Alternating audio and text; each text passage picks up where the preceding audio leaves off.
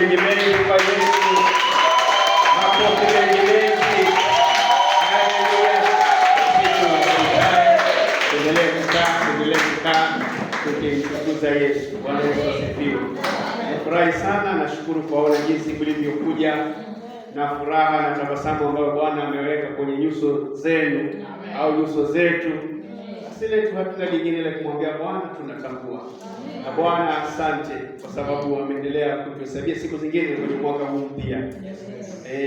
Namshukuru Mungu kwa ajili ya wakati huu. Nataka nichukue fursa hii nimwalike kijana wangu aweze kutuhudumia. Karibu Isaya. Mungu anafanya kazi ndani ya huyu kijana.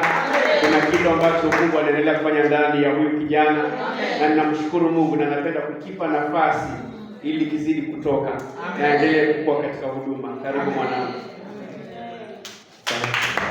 Bwana asifiwe. Amen. Nasikia bado mwaka ni mbichi. Amen tena. Namshukuru Mungu kwa sababu ya fursa hii amenipatia niweze kutoa neno lake la leo ambalo konalo jetu. Ya ni mengi tunapitia, lakini katika hayo mengi tunapata kumtukuza Mungu. Leo tunataka kumshukuru Mungu. Na namshukuru pia mimi Mungu kwa sababu amenitendea mambo mengi mwaka uliopita, na mwaka huu naamini atenda mambo makubwa, na sio tu kwangu tu, pia kwako na pia kwa nyumba yake. Bwana Yesu asifiwe. Kwa sababu itaanza na nyumba yake mwanzo ndio iende kwetu sisi pia. Bwana Yesu asifiwe. Ya somo letu la leo ni juu ya kueneza injili kwa wengine. Bwana Yesu asifiwe. Mwaka huu utakuwa ni mwaka wetu ambao utakuwa ni mwaka wa win souls. Tutakuwa tukihubiria wengine na wengine pia waweze kumjua huyu Yesu. Bwana Yesu asifiwe. Hiyo ndio nini yetu, title yetu ya leo, ambayo ni kueleza injili kwa ajili ya kushindia Mungu, yaani binafsi. Mungu yeye mwenyewe ndio aliwaleta duniani, na kwa kila mwanadamu hapo na makusudi, anataka kukomboa kila mwanadamu. Lakini lazima pawe na watu ambao wanaeneze neno lake, ili ya kwamba Mungu aonekane na waweze kumkubali Yesu. Na katika Luka mtakatifu, Luke chapter 9.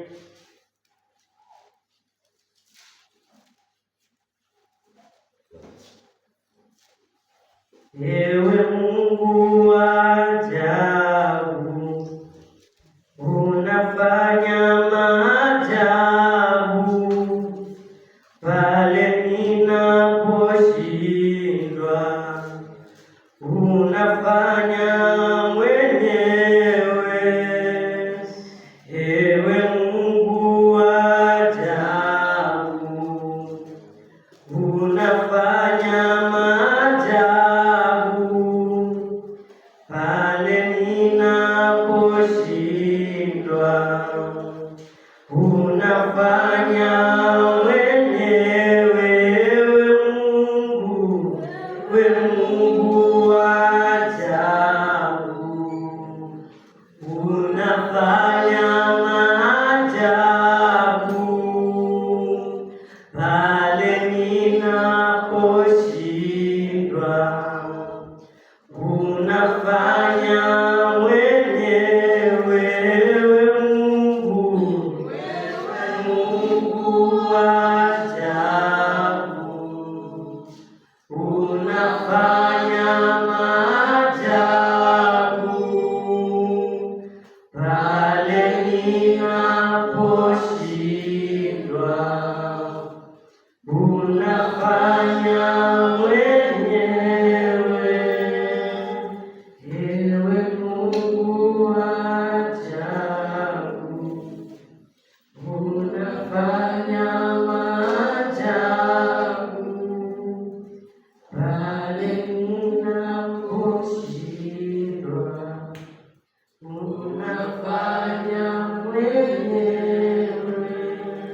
tunasoma Luke chapter 9 verse 1. Nadhani mmeshafika nyote. Akawaita wale tenashara, akawapa uwezo na mamlaka juu ya pepo wote na kuponya maradhi. Akawatuma wautangaze ufalme wa Mungu na kupoza wagonjwa. Akawaambia, msichukue kitu kwa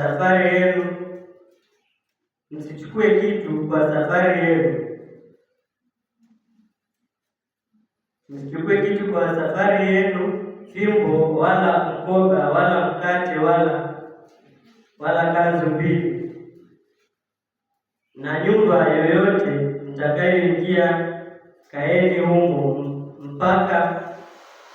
mpaka mtoke mjini, na wale wasiokaribisha mtokapo katika mji huo, ya kumuteni hata mavumbi ya miguu yenu kuwa ushuhuda juu yao. Wakaenda wakazunguka katika vijiji wakihubiri Injili na kupoza watu kila mahali. Bwana Yesu asifiwe. Wacha tufike hapo. Hawa ni wale tenashara, ni wale kwa Kizungu inasema when Jesus had called the 12 together, he gave them power and authority to drive out all demons and cure diseases. Bwana Yesu asifiwe. Hapa kwa Kizungu hawa tenashara wale 12 disciples wa Yesu. Hapa tunaona kwamba hawa kwa sasa tunaweza waita wale pastors. Ndio Mungu alikuwa ameanza akawatuma. Lakini tutakapoendelea hapo tutaona wengine 72 tena wanatumwa, ambao kwa sasa tunaweza sema sisi washirika tunatumwa na mchungaji. Bwana Yesu asifiwe. Kwa hivyo katika hii hali ya kueneza Injili ni kwamba kila mtu ako na jukumu lake. Mchungaji wetu hapa sahihi, yeye ndio mchungaji wetu, lakini na yeye pia kuna mchungaji wake ambaye mchungaji wake ni Yesu Kristo. Bwana Yesu asifiwe. Kwa hivyo unajua kondoo ni mchungaji wa hazai, lakini kondoo ndio zinazaa. Bwana Yesu asifiwe. So kama kondoo ndio zinazaa, lazima ujue kwamba kuna kazi ya kufanya ili uweze kuzaa. Bwana Yesu asifiwe. Lazima uzae kama kondoo. Mchungaji naye kwa sababu mchungaji wake ni Yesu, na yeye pia lazima azae. Kwa hivyo kila mtu, hakuna cha kuruka, hakuna cha kusema kwamba mchungaji ndio aeleze Injili kwa sababu yeye ndio amepewa kazi. Hiyo kazi ya kueleza Injili ya kila mmoja wetu. Bwana Yesu asifiwe. Hapa Yesu alipokuwa akituma hawa the 12 disciples, aliwapatia nguvu ambazo zilikuwa si za kawaida, zilikuwa za kutoa mapepo na za kuponya ugonjwa. Hapa hatujaambiwa kwamba Mungu akapea hapo, hatujaambiwa kwamba Yesu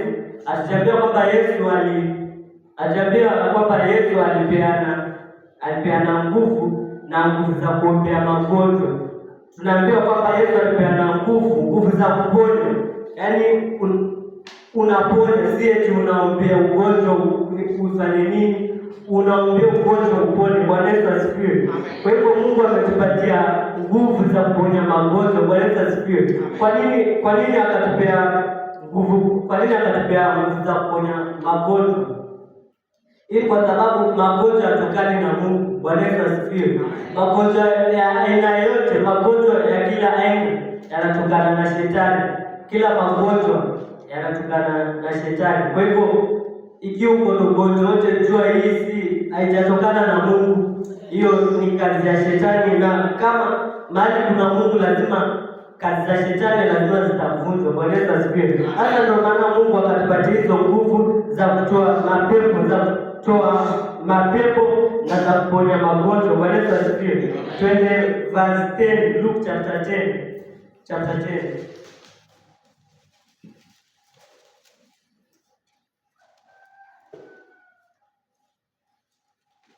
Uko hapo chini. Basi baada ya hayo Bwana aliweka na wengine 70.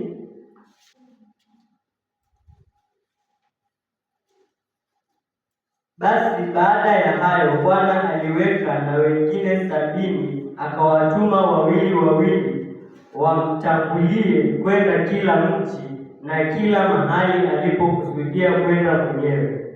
Akawaambia, mavuno ni mengi, lakini watendakazi ni wachache. Basi mwombeni Bwana wa mavuno apeleke watendakazi katika mavuno yake. Bwana Yesu asifiwe. Hapa hivi hao servant wanaambia kwamba waombe kwa sababu mavuno ni mengi, lakini watendakazi ni wachache. Bwana Yesu asifiwe. Watu ambao hawajaokoka ni wengi sana. Bwana Yesu asifiwe. Ukilinganisha na wale wenye wameokoka ni wachache sana. Bwana Yesu asifiwe. Lakini Mungu anatuambia kwamba tuweze kuomba. Bwana Yesu asifiwe. Mwaka uliopita tulikuwa tunaombea, tunafungua vifungo. Bwana Yesu asifiwe. Lakini mwaka huu vifungo tayari vilishafunguka. Bwana Yesu asifiwe. Kwa sababu tunaambiwa kwamba neno la Mungu linatuambia kwamba chochote tuombacho tutapewa. Bwana Yesu asifiwe. Kwa hivyo Mungu tayari alishafungua vifungo ambavyo vilikuwa vikiwashikilia. Bwana Yesu asifiwe. Chetu sisi ni kwamba kuwaendea tu na kueleza Injili. Hiyo tu ndio ilibaki. Lakini tukuwape vitu tunasema kwamba labda Mungu afanye kazi mwenyewe. Hapana, Mungu anataka kufanya kazi na wewe. Bwana Yesu asifiwe. Nataka kukuambia kwamba siku ya leo tafuta mtu ambaye hajaokoka, nenda ukaelezee mtu yeyote tu mwenye utakutana naye. Si lazima crusade, si lazima tuorganize crusade ndio kwamba tuweze kufikia ambao hawajaokoka. Tunafaa tuambie wale wenye tuko nao karibu. Bwana Yesu asifiwe. Kama kijana nilikuwa naweza pale kwa game niliwaelezea kwamba kuna mtu mwingine hapa hivi kama ujokoka, kama uko na shida fulani, kuna jamaa fulani hapa anakoje. Kuna Yesu mkubwa ambaye anafanya kazi. Bwana Yesu asifiwe. Wewe pale kwa chama kama kuna mtu ameshindwa unamwambia tu dada, nakuona umeshindwa na chama, lakini kuna mtu hapa ambaye kuelezea hiyo shida yako ambayo inasababisha hiyo pesa ya chama isipatikane, atakupatia na Mungu atakukumbuka na pesa kuwingi. Bwana Yesu asifiwe sana. Tunaendelea hapo verse 10 inasema kwamba mavuno ni mengi, lakini watendakazi ni wachache. Sasa ujiulize, wewe ni hilo vuno ama wewe ndio yule utakuwa mtendakazi? Bwana Yesu asifiwe. Kama utaokoka unaweza jiunga na hii kikundi ya kwamba ukae mtendakazi. Bwana Yesu asifiwe. Ukiwa mtendakazi ndio utasaidia, lakini ukiwa vuno tu utangojea kuliwa. Bwana Yesu asifiwe. Kuna mengi hapa tunangojea chakula hiyo ndio. Kwa hivyo tunafaa tuwatenda kazi. Bwana Yesu asifiwe. Basi mwombeni Bwana wa mavuno apeleke watendakazi katika mavuno yake. Sisi ndio watendakazi hao. Tulikuwa tunaomba last time, lakini labda wewe tulikuwa tujui ni watendakazi kina nani. Wewe ikiwa tulikuwa tunangojea prophet fulani kutoka huko Nigeria akuje ndio atusaidie hiyo kazi ya kueneza Injili. Lakini kwamba nataka kuambia kwamba Mungu amekusudia kututumia sisi wenyewe. Kwa sababu ameshaachilia watendakazi. Watendakazi ni mimi na wewe. Bwana Yesu asifiwe. Hapo inaendelea inasema, enendeni, angalieni na watuma kama wana kondoo katika mbwa mwitu. Msichukue mfuko wala mkoba wala viatu wala msimwamkie mtu njiani. Bwana Yesu asifiwe. Hapo pastori anasema enendeni, angalieni na watuma kama wana kondoo katika mbwa mwitu. Hapo tunatumwa katika watu ambao hawajaokoka, watu ambao ukicheza nao kidogo unaweza liwakofi hapo hapo, kwa sababu bado hawajamjua huyu Mungu. Sasa kama hawajamjua Mungu, ni jambo gani Mungu atafanya ili aweze kumjua? Wakati Musa alikuwa anaenda ametoroka huko Egypt, akaenda huko kuchunga kondoo pale msituni, akakutana na mti ambao unawaka. Mungu akaanza conversation na Mungu hapo. Musa akamuuliza Mungu, nataka niende, watajuaje nani amemtuma? Watajuaje nani amemtuma? Kama kweli ni wewe, watajuaje?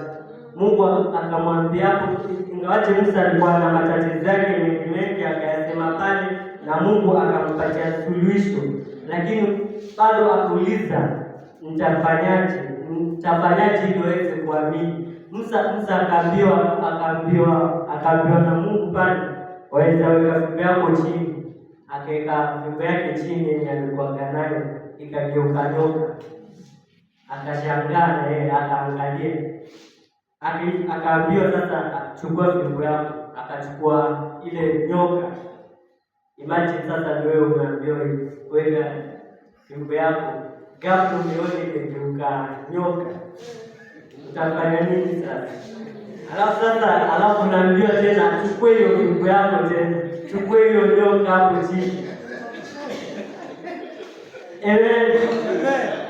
Akichukua ikageuka ikawa fimbo tena, akapata ujasiri wa kweli. Mungu ana jambo ambalo atafanya. Kuna fimbo ambayo ameshatupatia, ambayo hiyo fimbo itakuwa nyoka, ambapo wale watu wanataka kweli kujua, kweli huyu ni Mungu gani huyu tunayemtumikia. Bwana Yesu asifiwe. Na kama tayari tumeshapewa hii inamaanisha nini? Hii ni muujiza. Bwana Yesu asifiwe. Kama ni muujiza, utakuwa mmoja wao wa kuitenda hiyo muujiza, ili yule jirani yako ajue kwamba kuna Mungu, ili yule mama mwenzako ajue kuna Mungu, kuna muujiza ambao utatendeka na usio wa kawaida, ambao utajulisha kwamba Mungu ambaye unamwabudu ni Mungu kweli. Bwana Yesu asifiwe. Yule Musa alipofika pale kwa Farao, aliambiwa utawezaje kujua vile ambavyo alisema pale. Alafu akaweka fimbo yake ikageuka nyoka. Farao naye akaona hii mambo kidogo, tunaweza geuza hata zetu. Kwa hiyo wasemje, wakili ndio fimbo zetu. Zikabwagwa ndio hizo nyoka pia. Lakini ashukuriwe Mungu kwa sababu ya Musa ilimeza zile zote. Bwana Yesu asifiwe. Na sasa niulize, ingekuwa wakati Musa amekuja kufanya jambo kama hilo, singemwita mchawi? Ningemwita mchawi. Na hairuhusiwi katika maandiko. Biblia inasema kwamba ukimkufuru Roho Mtakatifu, hiyo ni dhambi ambayo sio ya kusamehewa. Bwana Yesu asifiwe. Kwa hivyo kuna vile ukiwa vibaya, uenda ukaingia jehanamu, kwa sababu yale Mungu atakayoyafanya, uenda ukiwa vibaya, uenda ukayakufuru, ukasema kwamba ili kanisa sasa siku hizi si la kuaminika. Kwa sababu ya nini? Kwa sababu ya nguvu za Mungu, na utakuwa unamkufuru Mungu. Kwa hivyo tuwe makini na huyu Mungu, na tuwe makini na huyu mwaka, tuwe makini na yale utakayoyaona, tuwe makini, uwe makini, yani mambo utakayoyaona Mungu akitenda, ni Mungu atatenda, na usiwe na shaka, kwa sababu Mungu anaenda kutenda mambo yake mwenyewe, na akitenda usio kama uelewi ni nini limetendeka, usio na nini, usio na umeanza dukuduku, mbona yale mambo nimeona ile kanisa wazee pastor sijui anaenda pale wanasema watu wengine wanaenda. Usio wa kwanza, mwambie tuna Mungu mkubwa, kwa sababu Mungu akiitwa huwa anashuka, na akishuka waka anashuka na yake. Kuna tani kwetu Mungu anaenda kuweka, kuna jambo Mungu anaenda kutenda. Kuna mahali mchungaji fulani mwenye karibu alikuwa anasoma shule yetu, tuliposhuhudia na mwalimu ya kwamba pale walipokuwa wakikaa kanisa lao, kulikuwa kwa hiyo kijiji tunataka kuchimbwa maji kama haya yetu yenye alichimbwa hapo. Walipokuwa kichimbwa hapo maji, sasa unajua hiyo kijiji ilikuwa ni Waislamu, imechanganyikana Waislamu wa Kristo. Sasa iko hapo hivi, watu wako hapo hivi wanataka kuchimba maji. Walipokuwa wakitaka kuchimba maji, wakaleta gari la kwanza, likazungusha likapata jiwe, hiyo sijui ni chuma, ikakatika.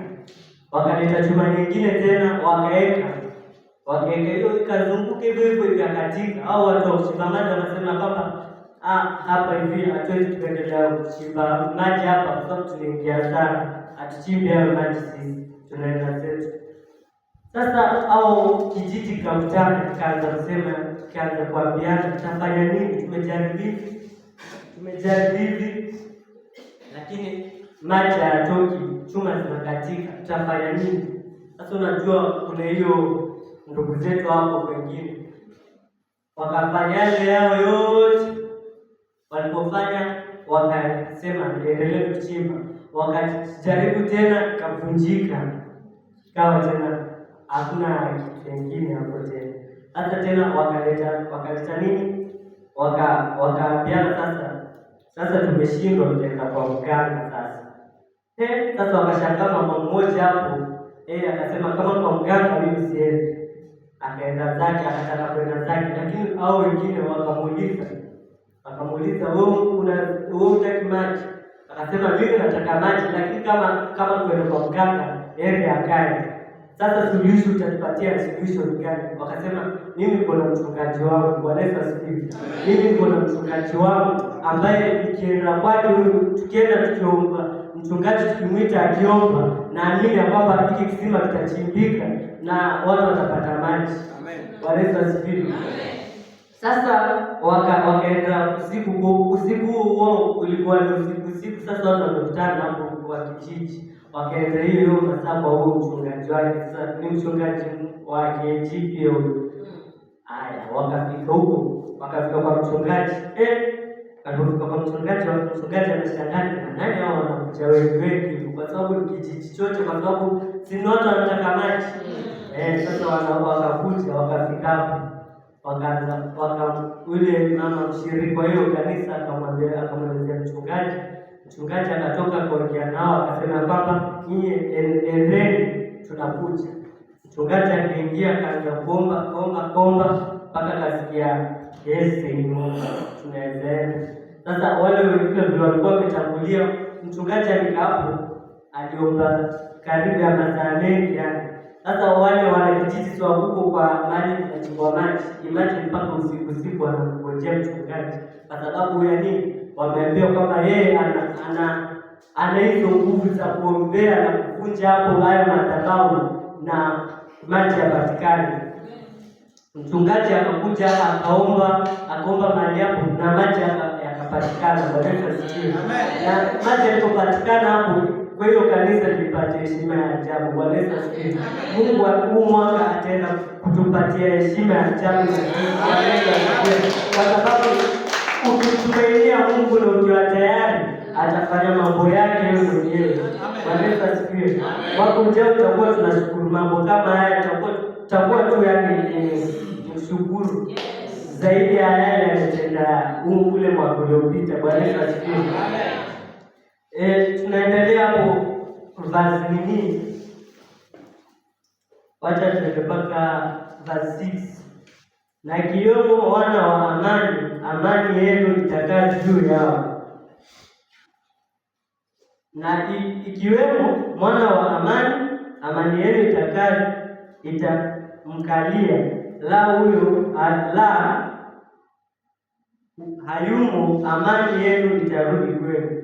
Basi kaeni katika nyumba hiyo hiyo, kila na kunywa vya kwao, maana mtendakazi amestahili kupewa ujira wake. Msihamehame kutoka nyumba hii kwenda nyumba hii, na mji wowote mtakaoingia wakiwakaribisha, vileni vyakula vya kwao, vileni vyakula vyekwavyo mbele yenu. Waponyeni wagonjwa waliomo, waambieni ufalme wa Mungu umewakaribia. Na mji wowote mtakaoingia nao hawakaribishi, tokeni huko. Bwana Yesu asifiwe. Hapa hivi natuambia kwamba tukienda mahali tukikaribishwa, yaani ukiongelesha mtu akipokea vizuri, wacha kumwachia amani ya Mungu, alafu mwelezee ufalme vile huko. Bwana Yesu asifiwe. Ikiwa kuna magonjwa, yaponyeni yale magonjwa. Bwana Yesu asifiwe. Kwa sababu nguvu za Mungu nguvu za Mungu umeshapewa tayari, uhakikishe uko nao tayari wa kuponya. Bwana Yesu asifiwe. Kwa hivyo usiogope kumwambia mtu mgonjwa kwamba tuamini na tuombe niweze kuponya ugonjwa wako. Bwana Yesu asifiwe. Nitasema niweze kuombea ugonjwa wako, nitasema niweze kuponya. Kwa sababu tayari tumepewa nguvu za kuponya, tutapewa kuombea. Bwana Yesu asifiwe. Pale Yesu mwenyewe alipokuwa anaponya watu, alikuwa anawaambia wengine, anawaambia imani yako imekuponya. Imani gani? Ni ya kwamba hakuna mtu mwingine anaweza kuponya huo ugonjwa, lakini Yesu peke yake. Bwana Yesu asifiwe. Hakuna. Kwa hivyo ukimwelezea habari ya Yesu, ukishamponya tu atajua kwamba huyu Mungu kweli ni Mungu wa kweli, si Mungu wa kuchezea. Bwana Yesu asifiwe. Tutasoma habari za, twende tusome katika Matendo ya Mitume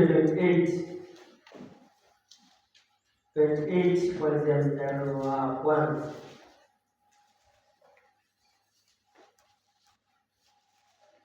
Hapa ni habari ya Paulo walipokuwa wametoka ameshikwa, anasafirishwa ili kwenda kwa nchi yao ili aweze kuhukumiwa.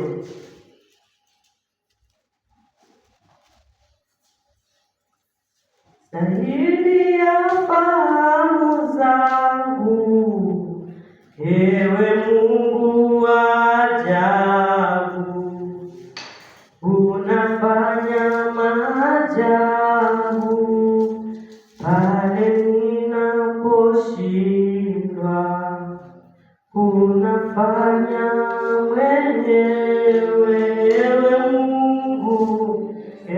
Mungu wa ajabu, unafanya maajabu pale ninaposhindwa, unafanya mwenyewe. Zaidi ya fahamu zangu, zaidi ya uwezo wangu, ewe Mungu wa ajabu, unafanya maajabu pale ninaposhindwa, unafanya mwenyewe. Matendo ya Mitume 28. Tulipokwisha kuokoka ndipo tulipojua ya kuwa kisiwa kile chaitwa Melita. Wenyeji wakatufanyia fadhili zisizokuwa za kawaida, kwa maana waliwasha moto wakatukaribisha sote, kwa sababu ya mvua iliyonyesha na kwa sababu ya baridi. Paulo alipokuwa amekusanya mzigo wa kuni na kuweka motoni, nyoka akatoka kwa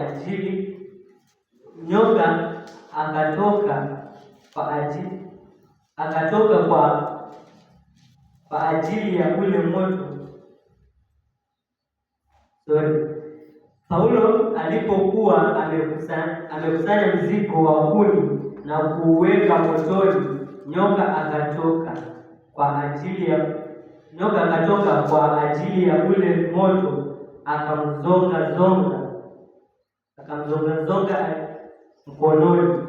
Wenyeji walipomwona yule nyoka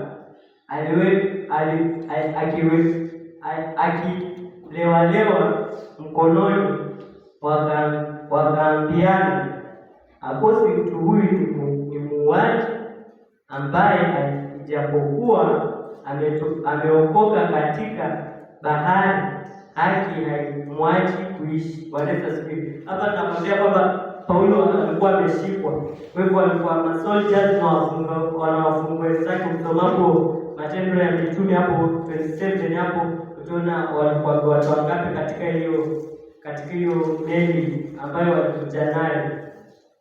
Sasa walipomwona vile, kama vile tumesema ya kwamba waliona nyoka ghafla imekutika mzunguka mkono. Sasa kwa asili ya mwanadamu, unajua tunaona kwamba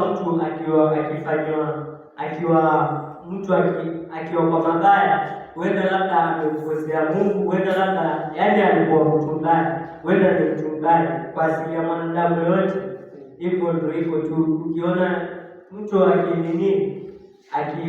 akipata na mabaya, unaona labda amekosea Mungu, hata ndio ikamtokea hivyo.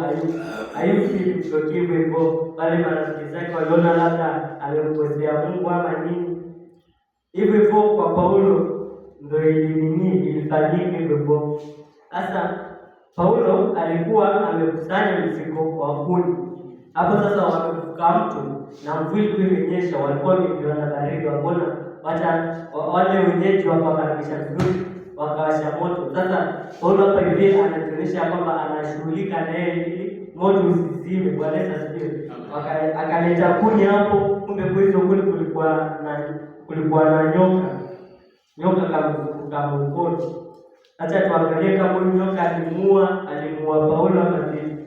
Wenyeji walipomwona yule nyoka akilewalewa mkononi, wakaambiana, hakosi mtu huyu ni muuaji, ambaye ijapokuwa ameokoka katika bahari, haki alimwachi kuishi. Lakini yeye akamtukusia motoni asipate madhara. Wanaweza sikia, yaani alimwangusha kwa moto tu kirahisi karibu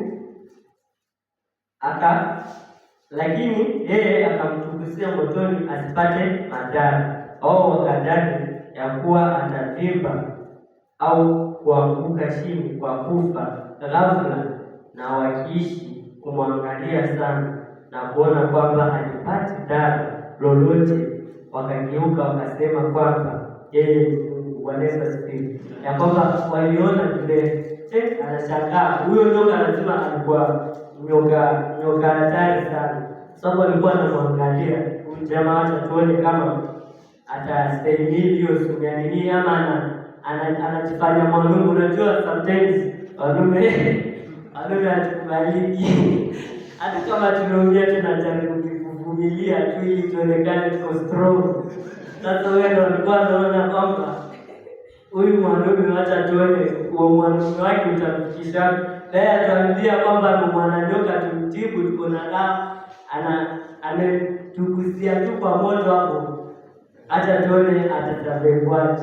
Wakawa anamwangalia, tumeambiwa kwamba akawa anamwangalia kwa muda, si kwa muda kidogo. Sasa hapo si ameshaika kuni, ameketi labda hapo na hapo, lakini bado hawaamini, wanamwangalia kama ataanguka ama nini, akufe ghafla. Lakini ashukuriwe Mungu ya kwamba hakuanguka. Walikaa wakaona kwamba huyu jamaa atatumwa na huyu nyoka, jamaa hakuna jambo lolote limempata. Alafu wakasema kwamba huyu ni Mungu. Hawakumwona Paulo tena, waliona Mungu. Bwana asifiwe. Kuna jambo Mungu pia nasi ataenda kufanya, kwamba watu wakituona hawatatuona sisi tena kama tulivyo, wataona kwamba ni Mungu mwenyewe. Hawakusema kwamba tumeona Mungu ndani ya huyu, waliona kwamba huyu ni Mungu. Bwana asifiwe. Wakasema wenyewe ya kwamba hiyo verse hapo, hiyo kipengele cha mwisho nasema kwamba hiyo verse 6 nasema wao wakadhani ya kuwa ataanguka ghafla, na wakiisha kumwangalia sana na kuona kwamba alipate dhara lolote, wakageuka wakasema kwamba walisema kwamba ni Mungu. Natamani hiyo siku itanifike wakasema amen. Turudi pale Luke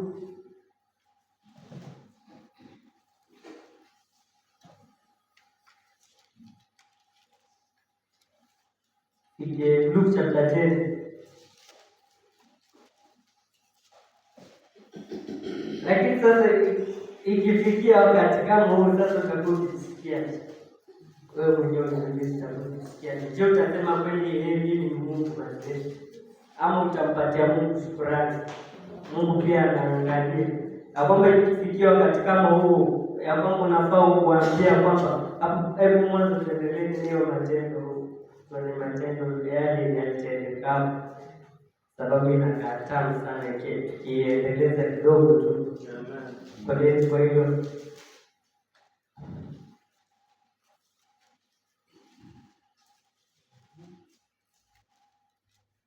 verse 7 inaendelea kusema, karibu na mahali pale palikuwa na mashamba na mkuu wa kisiwa jina lake Publio. Mtu huyu akatukaribisha kwa moyo wa urafiki, akatufanya wageni wake kwa muda wa siku tatu. Ikawa babake Publio alikuwa hawezi homa na kuhara damu. Paulo akaingia kwake, akaomba, akaweka mikono yake juu yake na kumpoza. Bwana asifiwe. Alikuwa mtu huyo alikuwa anaharisha damu, alikuwa amelemewa na homa, lakini Paulo alimwekelea mkono, na hapa tunajua kwamba Paulo alikuwa tu Paulo hakuwa ni Yesu. Bwana asifiwe. Akamwekelea mkono na akapona, na alimwombea, akamwekelea mkono na akampoza. Hii kumpoza sijui Kitanzania ama nini, Kiswahili cha Kitanzania, akampoza. Kwa hivyo hiyo kumpoza hapa tunasema kumponya mtu. Bwana asifiwe.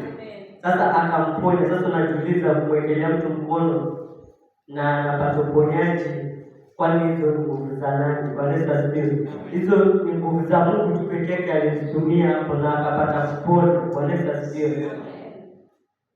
Hapo kazi inaendelea. Yalipokwisha kutendeka hayo, wengine waliokuwa na wagonjwa katika kisiwa wakaja wakapona. Kwa hivyo nguvu za Mungu haziishi. Bwana asifiwe. Nguvu za Mungu haziishi. Eti ukitumia nguvu mmoja uanze kusema kwamba mzee jana niliponye yule mwingine, leo unataka nikuponye. Mimi sikuponye sasa, ngoja niingie nguvu zangu kidogo alafu nitakuponya. Si nguvu zako. Bwana asifiwe. Ni nguvu za Mungu. Kwa hivyo utaponya wengi. Bwana asifiwe. Hapo Paulo alikuja akamwombea yule mama mmoja na akapona. Akamwombea yule babake Publio akapona. Hata wengine wakaona huyu akona kitu special ambayo sisi hatuna. Kama mtu anaombea mtu ugonjwa, anamwekelea mkono anapona. Kuharisha kumekoma ghafla, na alikuwa anaharisha, nguvu zilikuwa zimeisha, amepata nguvu. Bwana asifiwe. Unajua kuponya si eti yenye sisi huwa tunafanyaka kwamba uwe ni imani ndani utapona. Tumemwambia hii, anasema akapona, akampoza tayari ile wakati tu alipomaliza kuomba.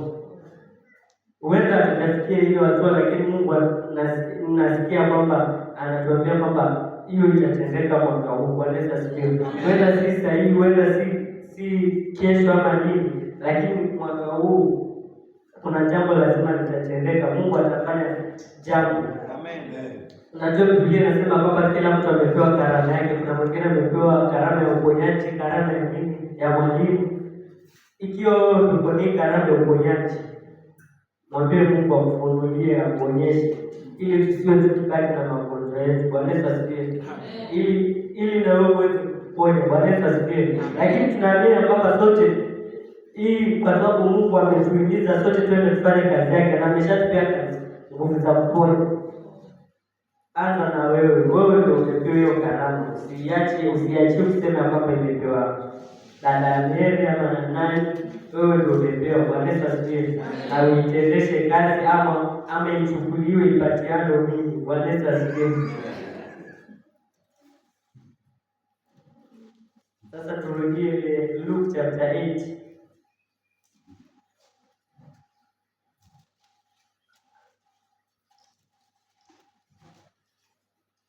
Luke chapter 10 verse.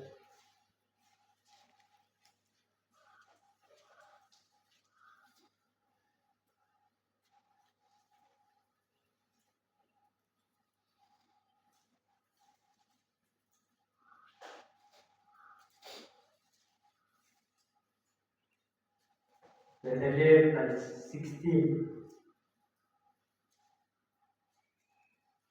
Tunarukaruka, so ukienda ukiwa na muda wako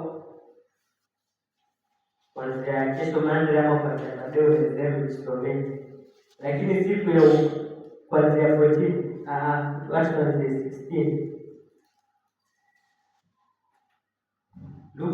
Luka Mtakatifu 10:16, awasikilizaye ninyi anisikiliza mimi, naye awakataye ninyi anikataa mimi, naye anikataye mimi amkataa yeye aliyenituma. Bwana Yesu asifiwe. Hapa hivi tunaambiwa kwamba tukienda kueneza injili ya Mungu, tukienda kueneza injili ya Yesu Kristo, na kwamba Yesu alikufa msalabani, Yesu aliteswa kwa ajili ya dhambi zetu. Hiyo ndio injili tunaenda kueneza, si injili nyingine, na si injili ya kwamba Yesu kwa Yesu utapata pesa mingi. Shangai kazi yako ile unafanya ipatiki ya Yesu, unafanya kazi haraka. Kuna injili ya kwamba Yesu ndio anaweza kila kitu. Bwana Yesu asifiwe. Namwambia kwamba Yesu alikufa akaja akafa kwa ajili ya dhambi zetu. Alikufa kwa ajili ya dhambi zetu, na tukimwamini kuna mambo ambayo atakayotenda. Ingawaje tutapata hizo pesa, lakini tutazipata in process, kwa sababu kwa shetani ndio vitu zinakuwa ghafla, kwa sababu kuna watu wengine wanachochewa sana, wanaona kwamba ukiingia kwa Yesu tu jamani, tumeingia naanza kushangaa pesa zinaingia zenyewe. Kwa shetani ndio unaweza sasa kwa sahihi shangae dogo pesa inaingia, kwa sababu kwake yeye anajua hizi si za kudumu, za haraka tu. Anaweza sababisha hivyo kwa shetani, lakini kwa Mungu lazima ufanye kazi. Kwa Yesu asifiwe. Kwa sababu hawezi akaenda kinyume na alichosema, hawezi akaenda kinyume na mambo alipanga yeye mwenyewe yawe ile yalivyo. Sasa hapo inatuambia kwamba tukienda tukipatana na mtu ambaye atakata injili yenye tumempelekea, usikasirike. Ukiambiwa kwamba lekani ubiri andiko ambalo ubiri yake mara moja hapa mbele, usikasirike, kwa sababu hajamkataa wewe, anamkataa Yesu, na kama anamkataa Yesu anamkataa Mungu. Kwa hivyo usikasirike wala usichukue hatua mkononi kaanza kumjibu matusi ama nini. Unafaa uambie moyo wako, uambie Mungu kwamba Mungu nakushukuru kwa sababu umenipatia ujasiri tu wa kuconfess mtu na kumwambia. Ni challenge sana, si rahisi, kwa sababu unajipanga unaanzaje, kwa sababu mambo ya kiufalme, unajua mambo ya kiufalme, mambo ya kiroho, yani kwa mtu wa dunia ataangalia atasema chakula kwako, lakini ni mambo ambayo wewe mwenyewe unasikia raha ndani yake. Lakini ukimwambia dunia atakuona kwamba umepoteza sana. Hata naweza kwambia ndugu yangu umepotea sana, lakini yeye ndio anamform sikitike zaidi, kwa sababu yeye ndio amepotea zaidi. Sasa tukikataliwa tusichukue hatua mkononi ya kwamba tukaanza kuona kwamba huyu jamaa sasa amekataa, kweli itaendelea na wengine, kweli itaendelea kuendelea kwa wengine kweli. Jua kwamba umefanya sehemu yako, na hiyo yenye umefanya Mungu kuna kitu amekuwekea, Sasa hapo inaendelea kusema ya kwamba hapo 17, ndipo wale 70 waliporudi kwa furaha wakisema, Bwana, hata pepo wanatutii kwa jina lako. Akawaambia hapo kwa 17, ndipo wale 70 waliporudi kwa furaha wakisema, Bwana, hata pepo wanatutii kwa jina lako. Hiyo sasa ni wakati tutakuwa tunarudi kwa Mungu. Sasa wakati tunarudi mwaka ujao kumshukuru Mungu, tunamwambia hata mapepo yatutii Mungu. Amen. Kwa hivyo wewe unafuati, kila mtu anafaa mapepo ya watii. Bwana Yesu asifiwe. Mapepo yanafaa kila mmoja wetu, si pasta peke yake, sababu nimeshakwambia Pastor ni mchungaji wetu na yeye ni kondoo wa Yesu. Kwa hivyo yeye ni kondoo wa Yesu, kama ni kondoo wa Yesu, hata yeye anafaa kufanya kazi. Na kama sisi sisi kondoo wa mchungaji wetu, na sisi tunafaa tufanye kazi ili tuweze kuzaa. Kwa hivyo hapa sote tunarudi kwa Mungu, tunamwambia hata mapepo ya tutii. Bwana Yesu asifiwe sana. Hapa ni furaha, yani kutiliwa na mapepo. Lakini Mungu Yesu anawaambia hapa kwamba akawaambia, nilimwona shetani akianguka toka mbinguni kama umeme. Tazama, nimewapa amri ya kukanyaga nyoka na nge na nguvu zote za yule adui, wala hakuna kitu kitakacho wadhuru. Kwa hivyo usiogope. Wakati umeona mapepo yako mahali, usiogope, kwa sababu Mungu ameshatupatia nguvu za kuweza kudili na hizo situation zote. Sianze kupigia simu mchungaji ambapo umekutana na mapepo, ama kuna mapepo mahali hapa, nianze hapo ili nione kama yananitia ama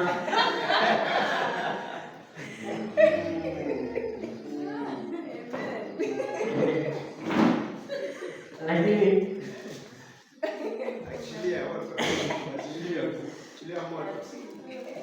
achilia moto.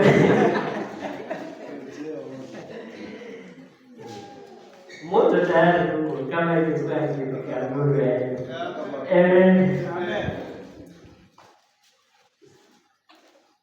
Lakini hapo tunaendelea kwamba aliona shetani akianguka hapo 19. Sasa tunasema kwamba nimewapa amri. Kwa hivyo Mungu ametupatia amri. Kwa hivyo hatuogopa. Hata tutakapoenda kwenye Injili usiogope kwamba huyu jamaa anasikianga ameweka vitu pale kwake. Kiingia kwa geti tayari zimesha kuspoti kama CCTV. Zenyewe zimewekwa CCTV. So ukiingia lazima zinajua hapo.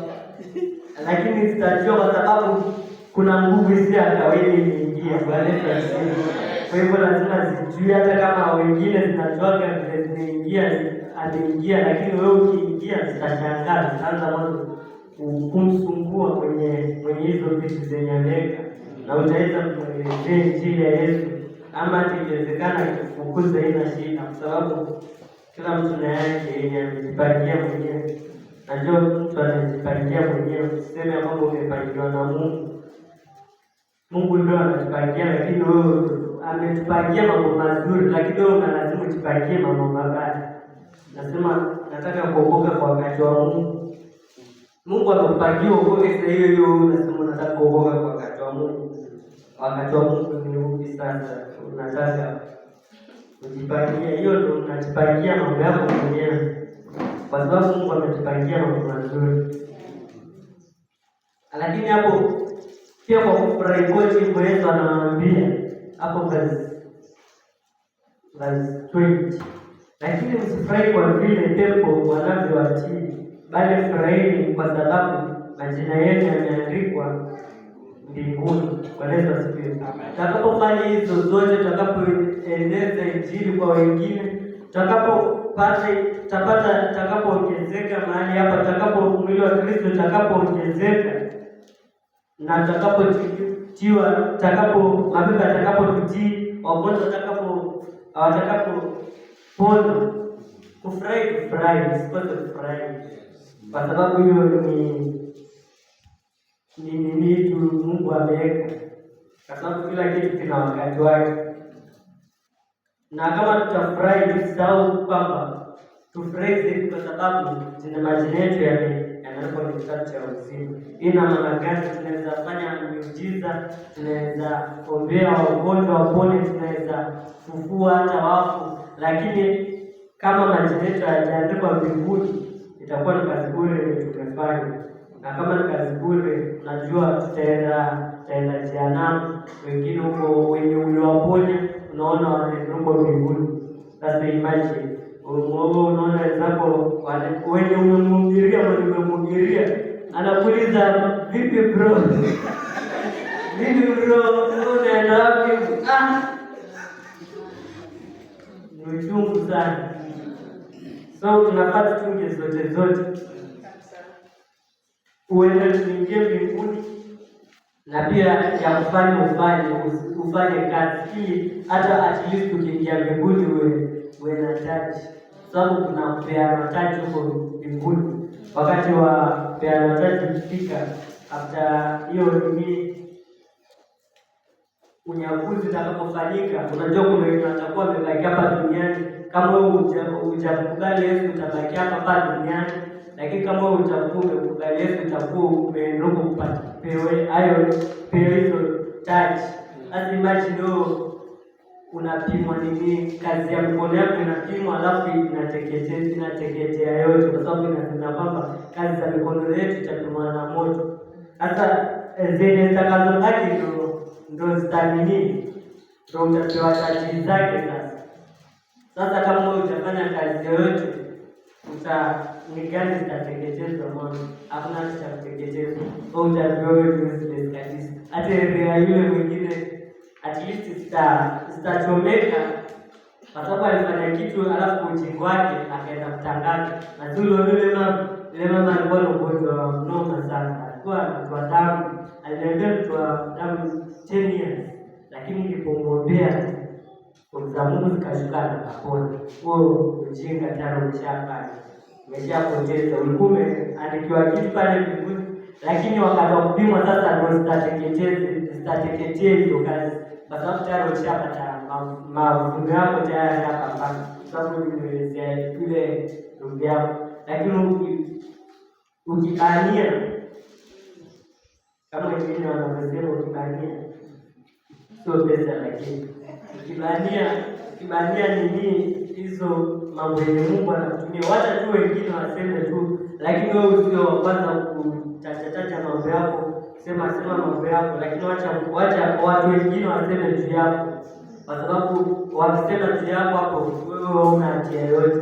Lakini ukiwa wa kwanza kusema huenda ukakosa taji ile ulikuwa unapoombewa, huenda ukakosa. So tutakapofanya hizi tunajua kwamba ni Mungu tu peke yake. Hata mtu akuje hapa anakuambia na kushukuru vile ulimwombea ndugu yangu alipata uponyaji wa ajabu sana, hata sasa anafurahia. Unamwambia kwamba ni Mungu tu, hata sio mimi, ni Mungu tu. Yaani uwe na ule moyo wa kushukuru Mungu kwa kila jambo. Bwana Yesu asifiwe. Sasa tujifunze kwamba kwa kila chochote tutakachofanya tuhakikishe kwamba majina yetu yako pale. Hiyo ndio kitu muhimu kabisa. Tuhakikishe kwamba majina yetu yako pale kwa kitabu cha uzima, na tena tuhakikishe kwamba kazi zenye tutafanya zisije zikateketezwa na moto. Bwana Yesu asifiwe. Hayo ndio Mungu ametusaidia kusema, kwa sababu tulikuwa tunasema kwamba Mungu ndio atakaye sema nitatumika kusema neno la Mungu. So hayo ndio Mungu ameona tuweze kujifunza siku ya leo. Mbarikiwe, Mungu awabariki. Amen.